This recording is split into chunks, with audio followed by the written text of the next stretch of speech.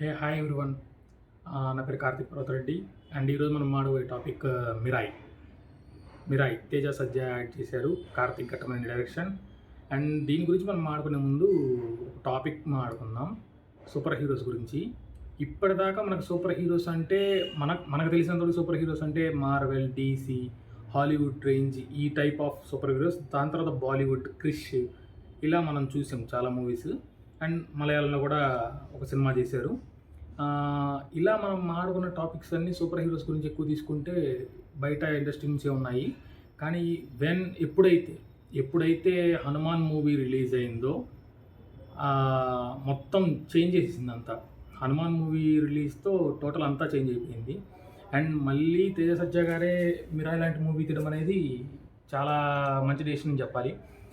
And మనకి దీంట్లో act చేసిన వాళ్ళు జయరామ్ గారు, జగబాబు గారు, శ్రియా గారు, రితికా నాయక్.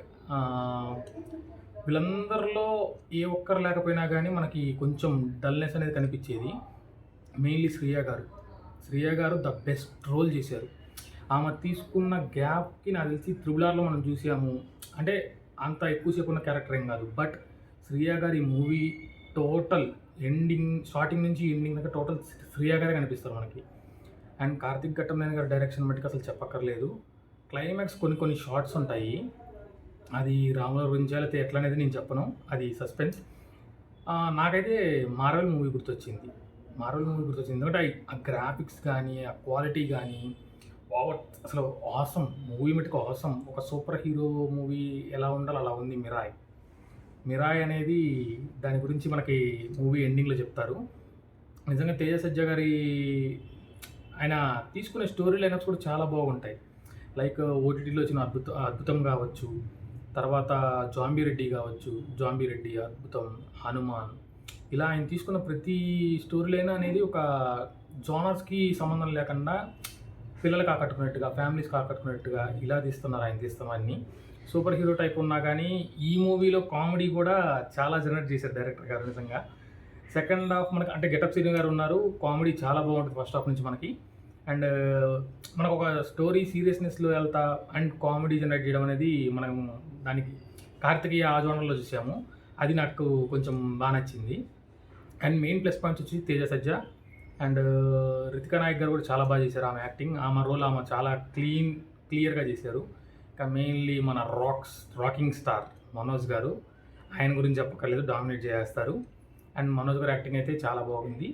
అండ్ నాకైతే శ్రియా గారు యాక్టింగ్ చాలా బాగా నచ్చింది. శ్రియా గారు కీ రోల్, అసలు మెయిన్ మూవీకి కీ రోల్. అండ్ ఈ మిరాయ్ మూవీ అనేది మనకి ఎట్లా అంటే ఒక లోకంలోకి తీసుకెళ్ళిపోతుంది. మిరాయ్ స్టోరీ ఊళ్ళోకి మనం వెళ్ళిపోతాం. అండ్ తేజ సజ్జా గారి యాక్టింగ్ అయితే సెకండ్ హాఫ్ నుంచి ఒక లెవెల్కి వెళ్ళిపోతుంది. అండ్ ఒక సూపర్ హీరోస్ని మనకి పరిచయం చేస్తా, సూపర్ హీరోస్ని తీసుకొస్తాను మన డైరెక్టర్లందరికీ మనం హ్యాట్స్ ఆఫ్ చెప్పాలి. అండ్ ఈ మూవీకి నేను ఇచ్చే రేటింగ్ అయితే, దీనికి ఎవరన్నా నెగిటివ్ రివ్యూ ఇస్తే నేనేం చేయలేను, వాళ్ళ వ్యక్తికి వదిలేస్తాను. ఎందుకంటే ఒక్కటి కూడా మైనస్ పాయింట్ లేదండి మూవీలో ఎటువంటి మైనస్ పాయింట్ లేదు. ఇట్ వాజ్ ఆసమ్ అంతే. నేను 5కి 4 ఇస్తాను ఖచ్చితంగా. 5 out of 5 కూడా ఇవ్వచ్చు.